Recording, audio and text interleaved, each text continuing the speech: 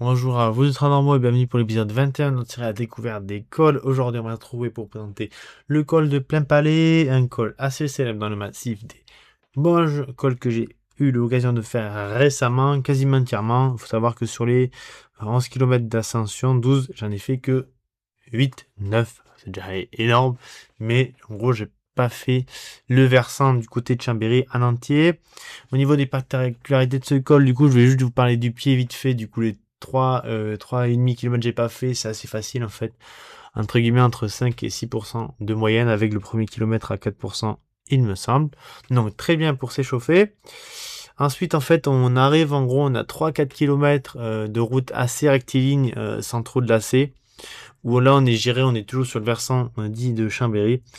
Et enfin, on a les 5-6 derniers kilomètres avec un peu plus de lacets, même s'il y a de longues lignes droites.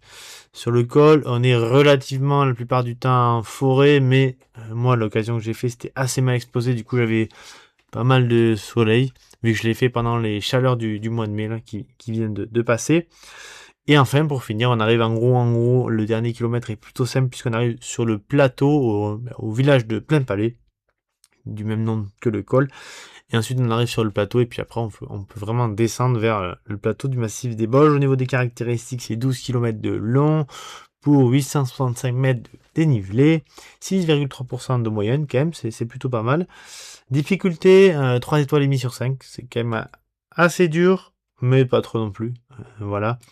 Mon temps, c'est 1h25. Alors, j'ai essayé d'estimer. Je crois que j'ai mis de mémoire 1h10, même pas, ou 54 minutes sur les 8 premiers kilomètres. Du coup, j'ai rajouté une grosse demi-heure pour les 4 premiers kilomètres. C'est peut-être pas vraiment vrai, mais voilà, ça donne une idée du temps que moi, j'ai pu mettre.